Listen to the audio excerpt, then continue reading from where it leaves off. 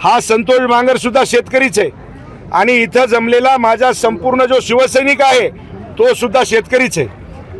या महाराष्ट्रामध्ये हा संतोष बांगर मुख्यमंत्री उपमुख्यमंत्र्याला त्या दिवशी जाऊन आम्ही निवेदन दिलं आणि सांगितलं की साहेब 30%, 40%, 50%, 60%, 70% नाही, माझ्या शेतकऱ्याला 100% मदत भेटली पाहिजे, या हेतूचा हा संतोष बांगर आहे। मित्र वल्ला दुष्काळ जाहीर झालाच पाहिजे, कारण की परिस्थिती अशी आहे की गावागावामध्ये शेतामध्ये आपण जर जाऊन बघितलं तर सोयाबीन तर तुम्हाला सांगतो काहीच राहिलं नाही, सगळं सडून गेलंय।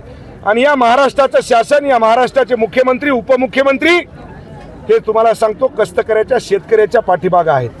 त्याच्यामुळे महाराष्ट्रामध्ये संपूर्ण महाराष्ट्रामध्ये संपूर्ण मंत्री महोदय या ठिकाणी गावागावामध्ये पाठवले आढावा घेण्यासाठी। तुमच्या पाठपुराव्यानं 200